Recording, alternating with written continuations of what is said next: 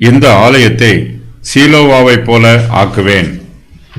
யோசியாவின் குமாரனும் யூதாவின் ராஜாவுமாகிய யோயாக்கீமுடைய ராஜ்யபாரத்தின் துவக்கத்திலே கர்த்தரால் உண்டான வார்த்தை. நீ கர்த்தருடைய ஆலயத்தின் பிரகாரத்தில் நின்று கொண்டு கர்த்தருடைய ஆலயத்திலே பணிய வருகிற யூதாவுடைய பட்டணங்களின் குடிகள் அனைவரோடும் சொல்லும்படி நான் உனக்கு கற்பித்த எல்லா வார்த்தைகளையும் அவர்களுக்குச் சொல்லு. ஒரு வார்த்தையையும் குறைத்து போடாதே என்று கர்த்தர் சொல்லுகிறார். அவர்கள் செய்கைகளுடைய பொல்லாப்பு நிமித்தம் நான் அவர்களுக்கு செய்ய நினைக்கிற தீங்குக்கு நான் மனஸ்தாபப்படத்தக்கதாக ஒருவேளை அவர்கள் கேட்டு அவரவர் தம் தம் பொல்லாத வழியை விட்டு திரும்புவார்கள். நீ அவர்களை நோக்கி, நான் உங்களிடத்திற்கு ஏற்கனவே அனுப்பிக் கொண்டிருந்தும் நீங்கள் கேளாமற் போன என் ஊழியக்காரராகிய தீர்க்கதரிசிகளின் வார்த்தைகளை நீங்கள் கேட்கும்படிக்கும் நான் உங்கள் முன் வைத்த என் நியாயப்பிரமாணத்தின்படி நீங்கள் நடக்கும்படிக்கும் நீங்கள் என் சொல்லை கேளாமற் போனால் நான் இந்த ஆலயத்தை சீலோவைப் போலாக்கி இந்த நகரத்தை பூமியிலுள்ள எல்லா ஜாதிகளுக்கு முன்பாகவும் சாபமாக்கி போடுவேன் என்று கர்த்தர் உரைக்கிறார் என்று சொல் என்றார். எரேமியா கர்த்தருடைய வார்த்தையை யூதாவின் மனுஷருக்கும் எருசலேமின் குடிகளுக்கும் உண்மையாய் பிரசங்கம் பண்ணுகிறார்.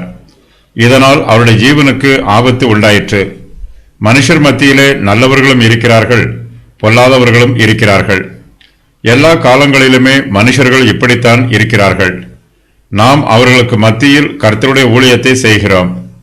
ஒரு சிலர் சுவிசேஷத்தை ஏற்றுக்கொள்கிறார்கள், வேறு சிலர் சுவிசேஷத்தை ஏற்றுக்கொள்ள மறுக்கிறார்கள்.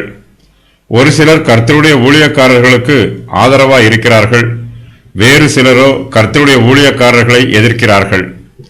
கர்த்தருடைய வார்த்தை எரேமியாவுக்கு உண்டாயிற்று.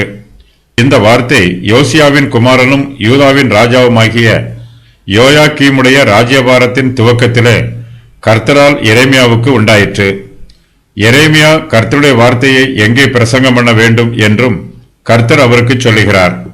நீ கர்த்தருடைய ஆலயத்தின் பிரகாரத்திலே நின்று கொண்டு கர்த்தருடைய ஆலயத்தில் பணிய வருகிற யூதாவுடைய பட்டணங்களின் குடிகள் அனைவரோடும் சொல்லும்படி நான் உனக்கு கற்பித்த எல்லா வார்த்தைகளையும் அவர்களுக்கு சொல்லு என்று கர்த்தர் எரேமியாவுக்கு சொல்லுகிறார். கர்த்தருடைய ஆலயத்தில் ஆசாரியர்களும் தீர்க்கதரிசிகளும் இருக்கிறார்கள். இவர்கள் கள்ள தீர்க்கதரிசிகள். இவர்கள் எல்லோரும் எரேமியாவின் ஊழியத்தை எதிர்க்கிறவர்கள். எரேமியா அவர்களுக்கு மத்தியில் கர்த்தருடைய வார்த்தையை சொல்ல வேண்டும். கர்த்தர் தனக்கு சொன்ன வார்த்தையை எரேமியா குறைத்து போடக்கூடாது, கூட்டவும் கூடாது. கர்த்தர் சொன்னதை அப்படியே சொல்ல வேண்டும். எருசலேமில் உள்ள தேவாலயத்திற்கு கர்த்தரை ஆராதிக்க ஏராளமான ஜனங்கள் வருவார்கள். அவர்கள் ஆசாரியர்களோடு சேர்ந்து கொண்டு எரேமியாவுக்கு விரோதமாக ஆசாரியரின் கரங்களை பலப்படுத்துவார்கள். தனக்கு வரும் எதிர்ப்புகளை பார்த்து எரேமியா பயந்துவிடக்கூடாது. கர்த்தர் தனக்கு கொடுத்த வார்த்தையை பிரசங்கம் பண்ணாமல் அமைதியாய் இருக்கக்கூடாது.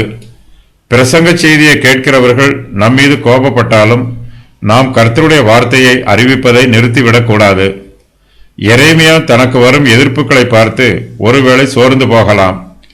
கர்த்தர் அவருக்கு வார்த்தையை கொடுத்து அதை அப்படியே சொல்லுமாறு உற்சாகப்படுத்துகிறார். நீ ஒரு வார்த்தையையும் குறைத்து போடாதே என்றும் கர்த்தர் எரேமியாவிடம் சொல்லுகிறார்.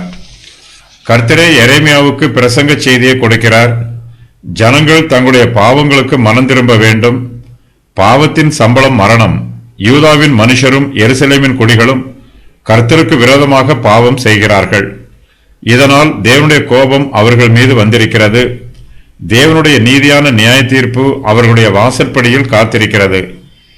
எரேமியா கர்த்தருடைய செய்தியை ஜனங்களுக்கு சொல்ல வேண்டும். அவர்கள் கர்த்தருடைய வார்த்தையை கேட்டு தங்களுடைய பாவங்களுக்கு மனம் திரும்புவார்கள் என்று கர்த்தர் எதிர்பார்க்கிறார். அவர்கள் மனம் திரும்பினால் கர்த்தர் அவர்களுக்கு தீங்கு செய்ய மாட்டார்.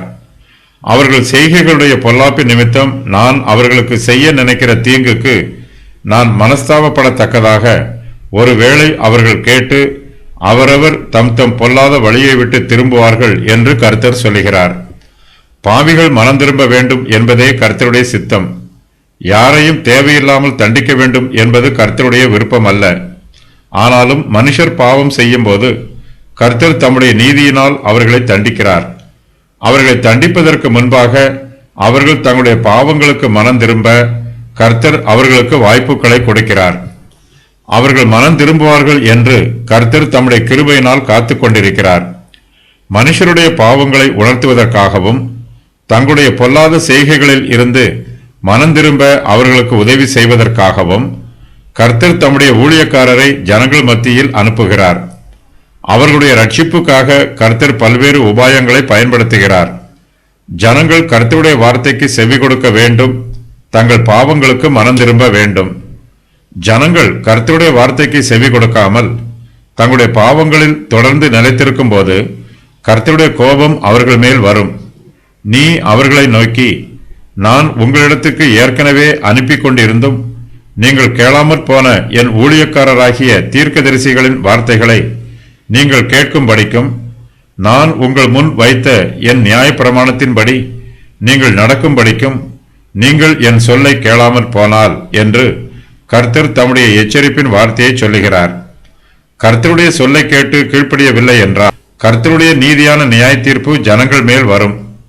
நீங்கள் என் சொல்லை கேளாமற் போனால் நான் இந்த ஆலயத்தை சீலோவை போலாக்கி இந்த நகரத்தை பூமியில் உள்ள எல்லா ஜாதிகளுக்கு முன்பாகவும் சாபமாக்கி போடுவேன் என்று கர்த்தர் உரைக்கிறார். கர்த்தர் தம்முடைய ஜனத்திற்கு முன்பாக தம்முடைய நியாயப்பிரமாணத்தை வைத்திருக்கிறார்.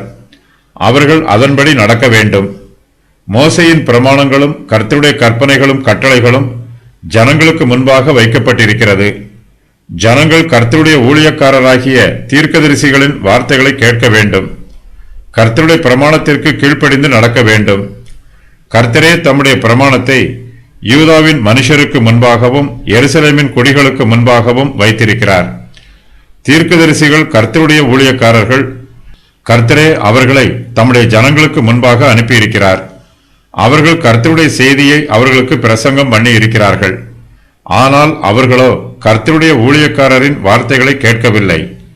ஜனங்கள் இதுவரையிலும் கர்த்தருடைய சொல்லையும் கேட்கவில்லை. அவருடைய நியாய பிரமாணத்தின்படி நடக்கவும் இல்லை. கர்த்தருடைய ஊழியக்காரரின் வார்த்தைகளையும் கேட்கவில்லை. யூதாவின் மனுஷர் கர்த்தருடைய வார்த்தைக்கு செவி கொடுக்க வேண்டும்.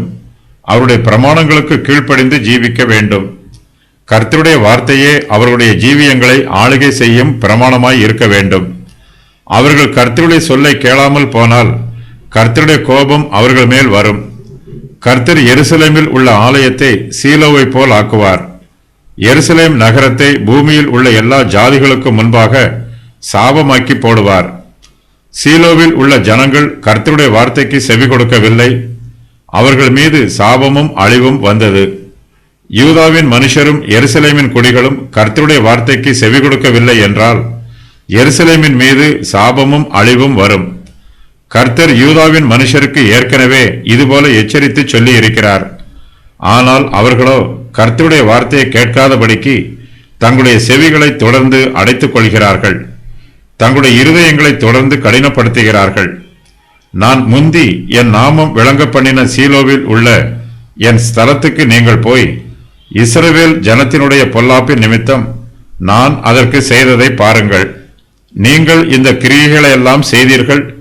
நான் உங்களுக்கு ஏற்கனவே சொல்லி வந்திருந்தும் நீங்கள் கேளாமலும் நான் உங்களை கூப்பிட்டும் நீங்கள் உத்தரவு கொடாமலும் போனபடியினால் என் நாமம் தரிக்கப்பட்டதும் நீங்கள் நம்பிக்கொண்டிருக்கிறதுமான இந்த ஆலயத்துக்கும் உங்களுக்கும் உங்கள் பிதாக்களுக்கும் நான் கொடுத்த ஸ்தலத்துக்கும் நான் சீலோவுக்கு செய்தது போல செய்வேன்.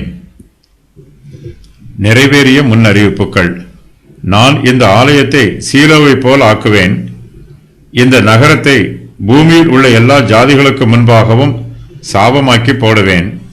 யோயாக்கீமுடைய ராஜ்யபாரத்தின் துவக்கத்திலே என்பது பாபிலோனிய சிறையிருப்புக்கு 22 வருஷங்களுக்கு முன்பாக நடைபெற்ற சம்பவமாகும்.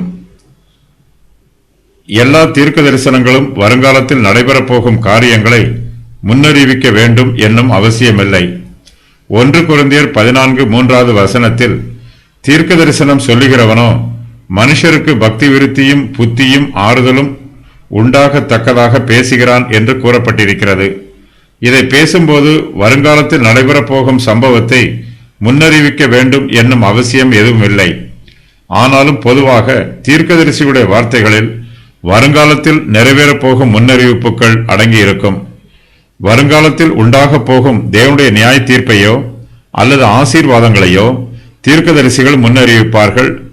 கர்த்தருடைய சித்தத்திற்கு ஜனங்கள் கீழ்ப்படிவதை பொறுத்து அவர்களுக்கு தேவ ஆசீர்வாதம் முன்னறிவிக்கப்படும். எரேமியா 26வது அதிகாரத்தில் கூறப்பட்டிருக்கும் கட்டளைகள்: கர்த்தருடைய ஆலயத்தின் பிரகாரத்திலே நில். கர்த்தருடைய ஆலயத்திலே பணிய வருகிற யூதாவுடைய பட்டணங்களின் குடிகள் அனைவரோடும் சொல். உங்கள் வழிகளையும் உங்கள் கிரியைகளையும் சீர்படுத்து.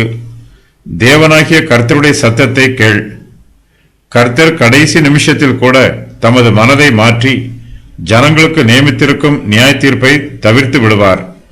கர்த்தர் இதை செய்ய வேண்டுமானால் ஜனங்கள் மனம் மாறி அவரிடத்தில் திரும்பி வர வேண்டும். பாவத்தை விட்டு விலகி கர்த்தருக்கு கீழ்ப்படிய வேண்டும். தம்முடைய வார்த்தைக்கு ஜனங்கள் கீழ்ப்படிய மாட்டார்கள் என்பது கர்த்தருக்கு தெரியும். நியாய தீர்ப்பு அவர்கள் மீது வரும் வரையிலும் கர்த்தர் தம்முடைய இரக்கத்தை அவர்கள் மீது காண்பிப்பதற்கு ஆர்வத்தோடு இருக்கிறார். இன்றைய தினமும் மனுஷருடைய ஜீவிய காலமெல்லாம் கர்த்தருடைய கிருபையும் இரக்கமும் அவனுக்கு கிடைக்கிறது. ஆனாலும் மரணமும் மனுஷனுக்கு நியமிக்கப்பட்டிருக்கிறது. மரித்த பின்பு மனம் திரும்புவதற்கு வாய்ப்பில்லை. ஒரு தரம் மரிப்பதும் பின்பு நியாய தீர்ப்படைவதும் மனுஷருக்கு நியமிக்கப்பட்டிருக்கிறது. ஆகையினால் மனுஷன் மரித்த பின்பு எவ்வித இரக்கமும் அவனுக்கு காண்பிக்கப்பட மாட்டாது. அவன் தேவனுடைய நியாய தீர்ப்பை பெற்றுக்கொள்வான். கர்த்தருடைய வார்த்தையை கேட்டால் தேவனுடைய இரக்கம் அவர்களுக்கு காண்பிக்கப்படும். கர்த்தருடைய வார்த்தையை கேட்காவிட்டால் அவர்கள் மீது நியாய தீர்ப்பு வரும். வரலாற்று காலங்களில் ஜனங்கள் கர்த்தருடைய வார்த்தைக்கு கீழ்ப்படிவதற்கு ஏற்ற ஆசீர்வாதங்களையும் சாபங்களையும் பெற்றிருக்கிறார்கள். இது ஒரு பொதுவான பிரமாணம். கர்த்தருடைய வார்த்தைக்கு கீழ்ப்படிந்தால் ஆசீர்வாதமும், கீழ்ப்படியாவிட்டால் சாபமும் மனுஷருக்கு நியமிக்கப்பட்டிருக்கிறது. யூதாவின் பாவங்கள்: பொல்லாத வழிகள், கர்த்தருடைய வார்த்தையை கேட்க மறுப்பது, கர்த்தருடைய பிரமாணத்தின்படி நடக்காமல் இருப்பது, தீர்க்கதரிசிகளை புறக்கணிப்பது, அநீதி, தேவனுக்கு கீழ்ப்படியாமை, தீர்க்கதரிசிகளை கொலை பண்ணுவது. சீலோவாவில் மோசேயின் ஆசரிப்பு கூடாரம் இருந்தது. பெலிஸ்தியர் சீலோவாவின் மீது படையெடுத்து வந்தபோது அவர்கள் ஆசரிப்பு கூடாரத்தை அழித்து போட்டார்கள். கர்த்தருடைய ஆலயம் சீலோவாவில் உள்ள ஆசரிப்பு கூடாரத்தைப் போல அழிக்கப்படும்.